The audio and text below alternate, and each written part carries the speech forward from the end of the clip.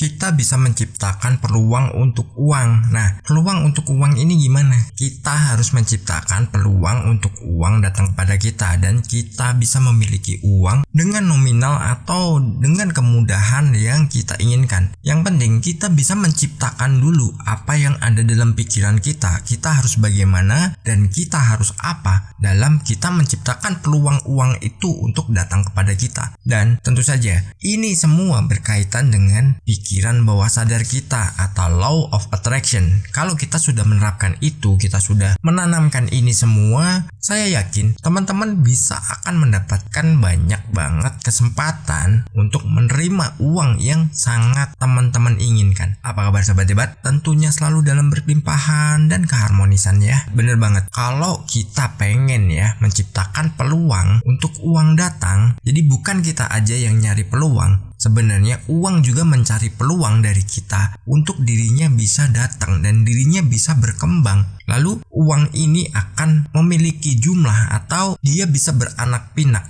jauh lebih banyak dari sebelumnya, karena dia akan terus berkembang dan dia akan terus bertumbuh. Kalau kita tahu polanya, kita bisa menanamkannya pada pikiran bawah sadar kita, maka kita akan mendapatkan nilai sesuai dengan apa yang kita inginkan, dan itu bisa kita buat yang namanya peluang untuk uang. Jadi bukan kita aja yang nyari peluang, tapi uang sebenarnya juga mencari peluang untuk dirinya datang dan dirinya berkembang dengan kita. Jadi teman-teman bisa simak video ini, dan seperti biasa ada 5 poin yang akan saya bagikan di video ini. Poin yang pertama adalah mental kemakmuran akan uang. Kita harus memiliki mental bahwa kita memiliki kemakmuran akan nominal uang. Tentu saja dengan kemudahan-kemudahan yang akan kita dapatkan. Nah, itu kalau kita menanamkannya pada diri kita bahwa kita memiliki mental seseorang yang makmur atau seseorang yang memiliki kemakmuran atau keberlimpahan akan nominal uang ataupun uang,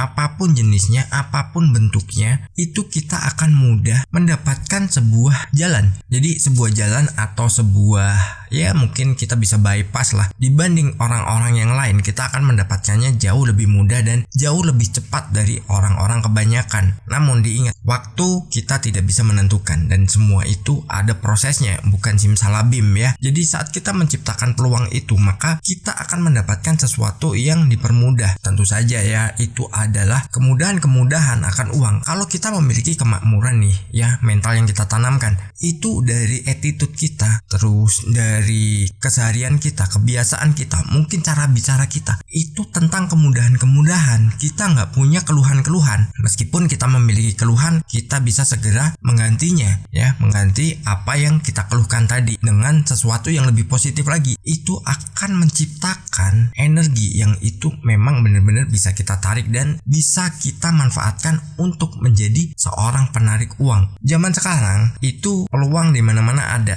Bahkan kita di rumah pun bisa menghasilkan. Kalau kita memiliki mental seperti itu, mungkin di rumah ya, kita bisa memiliki sebuah usaha dan itu hasilnya juga akan sangat luar biasa dan itu bisa menjangkau jauh lebih banyak customer. Ya misalkan kita dagang nih, kita bikin makanan. Kalau kita memiliki mental kemakmuran atau keberlimpahan, itu kita akan mudah dicari orang dan kita akan dibutuhkan produknya. Ingat kan, seorang yang pernah saya cerita, dia seorang yang ya maaf tadinya kurang beruntung dalam kehidupannya dan dia memulai usaha sebuah bawang goreng ya. Dia memulai itu dan akhirnya apa? Dia berlimpah sekarang. Pesanannya banyak, nilainya jadi lebih besar. Apakah itu disangka-sangka? Enggak, tadinya hanya kecil dan orang yang beli itu awalnya dari kasihan, tapi berhubung dia memiliki mental seorang yang penuh dengan keberlimpahan, maka dia mendapatkan orderan yang cukup luar biasa tanpa dia sadari dan tanpa pernah dia rencanakan. Dia hanya merencanakan membuka usaha untuk menyambung hidupnya, untuk memenuhi kebutuhan keluarganya, itu aja, nggak lebih. Tapi apa yang didapatkan? Sebuah nilai yang besar hingga dia bisa beli mobil, dia bisa membangun rumah. Itu sesuatu yang sangat luar biasa. Dan ada orang yang sebelum mengenal yang namanya law of attraction, itu dirinya hanya merasakan dan menggambarkan aja, enaknya ya punya usaha seperti ini, dan akhirnya setiap bulan dia mendapatkan ratusan juta. Dengan mudahnya peluang itu datang padahal itu bukan bidangnya. Ini akan saya buatkan video khusus, saya akan mengulas gimana story dari orang itu yang tadinya dia nggak ngerti tentang dunia itu, tapi dirinya secara nggak sengaja memanfaatkan law of attraction, dan hasilnya sampai sekarang tuh luar biasa, dan hasilnya bisa dibilang itu nggak kecil, hasilnya gede, dan dia banyak disponsori oleh perusahaan-perusahaan yang menjadi mitranya. Lalu yang kedua, kita jangan pernah euforia, kita jangan terlalu over dalam melakukan kesenangan yang berlebih gitu. Jadi misalkan nih, kita sudah memiliki mental seorang yang keberlimpahan atau mental kemakmuran. Kalau kita merasa euforia, terus kita merasa wah gembiranya udah over banget, udah berlebih, terus udah pokoknya melebihi dosis lah, itu justru malah akan hilang, akan sia-sia lah yang selama ini sudah kita tanamkan, yang selama ini sudah kita atur. Kenapa? Dengan euforia kita akan mudah mengeluarkan uang dan kita akan membuangnya. Dalam artian membuangnya adalah kita membuang secara sia-sia, kita melupakan yang namanya kebutuhan, kita hanya mengutamakan yang namanya keinginan, dan biasanya itu untuk membeli sesuatu yang tidak produktif atau dirinya ini menghambur-hamburkan uang itu tanpa ada tujuan yang jelas. Jadi uang jadi males. Wah, gue kesini mau berkembang, tapi kenapa kok dibuang-buang? Kenapa kok nggak dimanfaatkan? Kenapa aku nggak dikembangkan? Aku nggak dirawat? Uang sebenarnya kalau ngomong bakal seperti itu, karena yang namanya orang euforia itu kaget kan, pasti kan. Ibarat yang tadinya kerja cuman hasilnya ratusan ribu, tiba-tiba dapat nilai miliaran. Nah, dia bingung nih pengelolaannya untuk apa. Akhirnya apa? Setiap ada tawaran dia untuk membeli sesuatu, itu akan dibeli, dan begitu sadar uangnya udah habis, dia mesti gimana lagi udah nggak ngerti. Misalkan nih ada orang nih yang biasa penghasilannya bisa dibilang di bawah standar, dan akhirnya mendapatkan uang yang itu miliaran. Otomatis apa? Ya mungkin di rumahnya ada 5 orang. Wah, gue pengen punya mobil. Nah, masing-masing orang tuh yang ada di rumahnya dibeliin mobil nih, dari bapak, ibu, anak-anaknya, mungkin cucunya, semuanya dibeliin. Nah, dengan begitu tiba-tiba pas dia butuh udah nggak ada lagi. Nah, itu yang sangat bahaya. Terus belum lagi kalau ada orang tiba-tiba datang, pinjam uang dong untuk ini, untuk itu. Nah, biasanya itu juga berpengaruh. Karena apa? Kita merasa ada nih dan kita euforia. Oh ya nih, ada nih. Padahal kita nggak tahu di balik itu kita hanya dimanfaatkan aja karena orang tersebut tahu kita banyak uangnya. Jadi kalau bisa saat kita memiliki banyak uang dan kita nggak memiliki uang, itu kita sama aja. Jadi orang mau menilai kita itu susah. Wah, punya uang nggak nih orang? Wah, ini gimana nih orang? Gua mau manfaatin dia. Nah, orang jadi bingung, jadi nggak bisa. Kalau kita euforia yang tadinya orangnya lemes-lemesan, begitu dapat uang,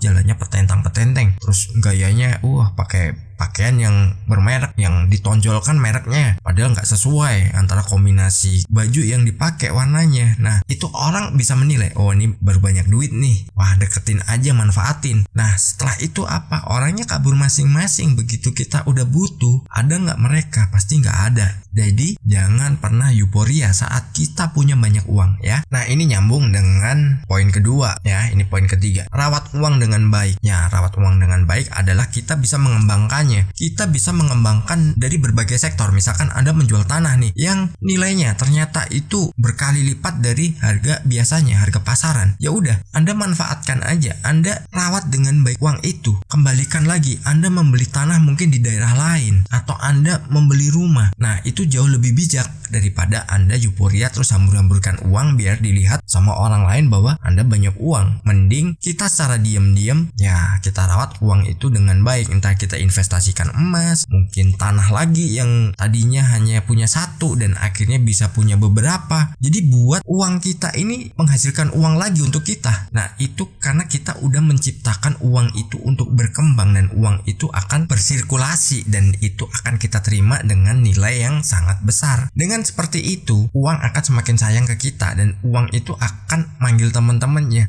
bosku sayang nih, ayo ikut aku yuk. Setelah sekian tahun, uang kita akan berkali lipat lagi dari awal yang kita tanamkan. Contoh sederhana gini aja deh, kalau saya biasa ngomongin soal saham ya, ini saya ngomong soal emas. 10 tahun yang lalu dan harga hari ini, emas harganya berbeda ya, berkali lipat. Nah, Anda bisa manfaatkan itu Meskipun orang lain nggak melihat kita bahwa kita punya kekayaan, ya biar aja. Kita nggak perlu memaksakan orang lain untuk menilai kita bagaimana. Yang jelas fokus aja pada kehidupan kita sendiri. Orang lain nggak berperan dalam membangun diri kita di masa depan. Kenapa? Saat kita ada, mereka dekat. Saat kita lagi susah, mereka pergi. Itu hal yang bisa kita nilai dan itu bisa kita kembangkan saat kita punya banyak uang. Saat dulu kita susah, siapa aja nih yang mau dekat dengan kita? Siapa aja yang mau berinteraksi dengan kita? Tapi saat kita punya uang, saat kita banyak uang, semua orang mengakui bahwa kita adalah kerabatnya, mungkin saudaranya, mungkin temennya, mungkin sahabatnya. Banyak yang seperti itu. Jadi kita harus mawas diri ya. Kita harus waspada juga saat kita punya banyak uang. Kalau kita nggak merawat uang dengan baik, uang itu juga nggak akan pernah sayang kepada kita. Lalu poin keempat adalah optimis kita punya banyak uang ya. Jangan akan loh ya. Kita optimis kita punya banyak uang. Jadi kita tetap menanamkan karakter bahwa kita orang yang berkelimpahan. Itu kita tanamkan pada diri kita dan itu justru yang akan menariknya. Kalau kita optimis, kita akan menjadi orang yang selalu mendapatkan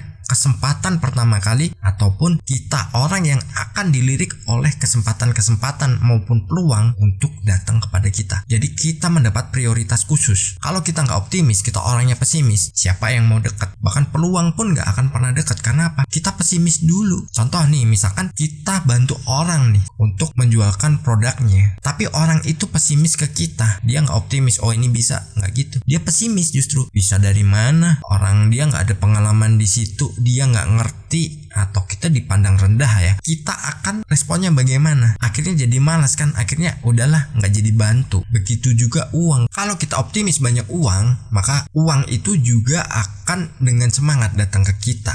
Dan itu lagi-lagi kembali lagi kita menanamkan pada pikiran bawah sadar kita bahwa kita orang yang berkelimpahan. Dan yang gak kalah penting adalah poin kelima. Poin kelima ini adalah izinkan uang untuk datang kepada kita. Nah, kalau kita nggak mengizinkan, maka uang itu juga enggan. Ibarat kita bertamu, kalau yang punya rumah nggak ngizinin kita, ya udah kita diusir kan. Dan akhirnya besok lagi kita nggak mau balik ke situ lagi. Karena apa? Pernah diusir dan kita punya trauma akan datang ke orang itu. Begitu juga dengan uang. Kalau kita nggak mengizinkan, dalam artian mengizinkan adalah diri kita, itu harus ditanamkan bahwa kita mengizinkan bahwa uang akan selalu datang kepada kita. Itu sesuatu yang bisa dibilang sebenarnya mudah, tapi kadang pikiran kita yang membuat itu susah. Kembali lagi, kita nggak optimis, terus kita nggak punya mental kemakmuran, kita nggak punya percaya diri akan uang itu untuk datang kepada kita, dan kita justru kaget dan kita takut ya. Jadi uang juga enggan datang ke kita. Jadi kita harus memberikan izin akses apapun bentuknya, berapapun nilainya, dalam bentuk seperti apa, biarkan saja dirinya datang, kita izinkan. Selama itu membuat kita bertumbuh, membuat kita lebih maju lagi dalam kehidupan. Kalau kita nggak mengizinkan, ya kita nggak akan pernah mendapat apa-apa dan kita justru hanya jadi penonton ya. Saat orang lain yang menerapkan ini, mereka bisa berkelimpahan dalam kehidupannya dan mereka bisa merasakan yang namanya banyak uang, terus mereka mau seperti apa juga bisa. Kita hanya jadi penontonnya. Maka jadilah pemain, jangan hanya jadi penonton. Kalau kita hanya menjadi penonton, kita hanya bersorak-sorak dan kita hanya memberikan dukungan, bahkan kita harus membayar. Tapi kalau kita jadi pemainnya, kita sudah berperan di situ dan kita akan mendapatkan bayaran yang setimpal dengan apa yang sudah kita lakukan. Sukses berkelimpahan.